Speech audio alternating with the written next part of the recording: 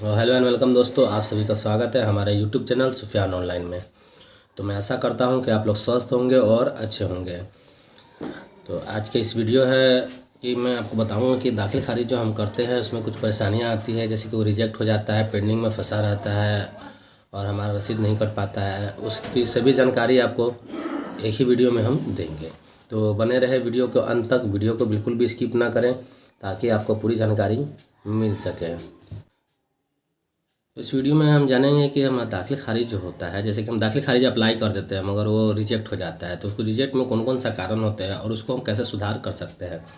तो दाखिल खारिज अप्लाई करने के बाद सबसे पहला कारण होता है कि जब हम दाखिल खारिज अप्लाई करते हैं तो हमारा जो दस्तावेज होता है वो स्कैन हम सही से नहीं कर पाते हैं, यानी उसका जो PDF है वो सही तरीके से नहीं कर पाते हैं, जिससे वो पढ़ा नहीं हो पाता है, यानी क्लियर नहीं आता है। उसका इमेज जो होता है वो क्लियर नहीं होता है, अक्षर साफ नहीं होते हैं, जिसके कारण भी रिजेक्ट हो सकता है। उसके बाद जो दूसरा जो रीज़न है वो है खाता खेसरा और रकबा, यानी खाता खेसरा रकबा में कुछ हेर फेर हो जाता है। जैसे दस्तावेज में कुछ लिखा हो और हम जो अप्लाई कर रहे हैं उसमें एंट्री कुछ और कर देते हैं, तो इस कारण से भी आपका जो दाखिल खारिज है वो रिजेक्ट हो सकता है। अगला जो कारण है वो है कि आप जब भी ऑनलाइन अप्लाई करते हैं तो उस अप्लाई करने से पहले आप देख लेंगे कि दस्तावेज में कोई मिलजुमला नंबर नहीं हो, यानी दो प्लॉट नंबर नहीं हो, प्लॉट नंबर एक ही हो और उसका रकबा भी एक ही हो। जैसे होता है कि जैसे मान लीजिए खाता नंबर 415 है आपका और खेसरा नंबर 215/214 है, इस प्रकार से अगर है, या 214 कॉमा रहता है, 215 रहता है, इस प्रकार का है, तो उसको अलग अलग कर ले। उसको अलग करने का जो प्रक्रिया है वो भी मैं बताऊंगा आपको।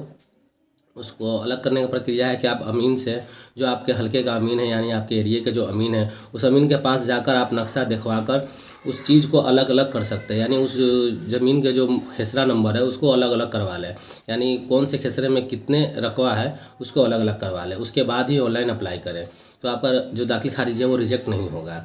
उसके बाद जो अगला है कि अब किस कारण से रिजेक्ट होता है, तो वो कारण है कि जब भी हम अप्लाई करते हैं तो अप्लाई करने के समय हम ध्यान रखेंगे कि बायर के डिटेल में बायर का डिटेल डालें और सेलर के डिटेल में सेलर का डिटेल डालें। कभी कभी होता है कि बायर के डिटेल में हम सेलर का डाल देते हैं और सेलर के डिटेल में बायर का डिटेल डाल देते हैं, तो ये भी ध्यान रखना है। और अगला जो रीज़न है वो रीज़न है कि जब भी हम अप्लाई करें तो अप्लाई करने से पहले दस्तावेज के पूरे पन्ने को देख ले, यानी पूरा जो पेज होता है उस पेज को देख ले कि कोई पेज कमी नहीं है, यानी कोई पेज कमी उसमें ना हो। जो हम अब स्कैन कर रहे हैं उसमें सारा पेज अवेलेबल होना चाहिए, कोई पेज कमी नहीं होना चाहिए।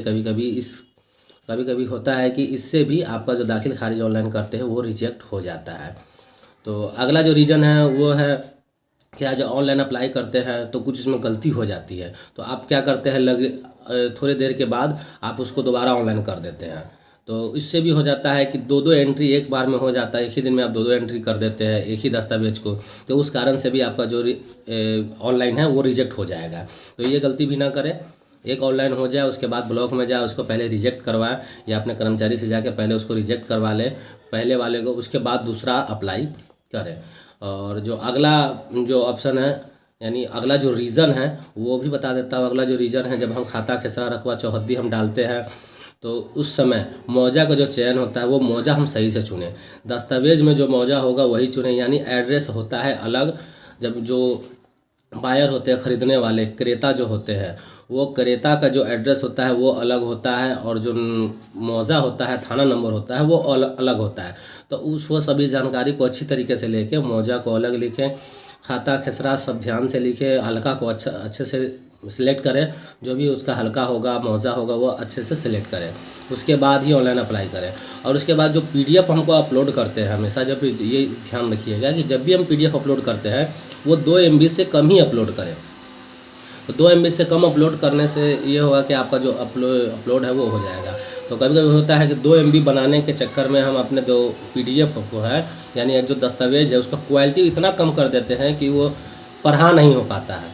तो ये भी गलती ना करें, 2 MB से कम करें और लेकिन साफ़ पढ़ा होना चाहिए, स्कैन को अच्छे से करें ताकि रिजेक्ट ना हो। और रिजेक्शन होने के बाद, अगर सब कुछ सही होने के बाद भी आपका जो नंबर वो रिजेक्ट होता है, सब कुछ अगर अच्छा है और उसको ऑनलाइन आपने कर दिया सही तरीके से, फिर भी रिजेक्ट हो जाता है, तो क्या कारण से रिजेक्ट होता है। तो उसमें देखिएगा रिजेक्शन में आपको शो होता है कि ये जमाबंदी जो है पहले से कायम है, यानी आपको पता नहीं रहता है और आप उसको ऑनलाइन कर देते हैं।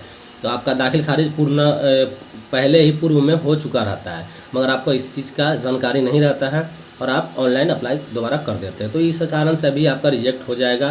तो इसमें कोई परेशानी नहीं आएगी, उसको सीधे आप ऑनलाइन आप रसीद काट लीजिए। अगर रसीद नहीं चढ़ा है तो कैसे चढ़ाया जाता है वो भी मैंने अपने वीडियो में बता रखा है, डिस्क्रिप्शन बॉक्स में आपको उसका लिंक मिल जाएगा। उसको देखकर आप ये भी सीख सकते हैं कि आप जो रसीद नेट पर नहीं चढ़ा है तो उसको कैसे चढ़ाया जाएगा।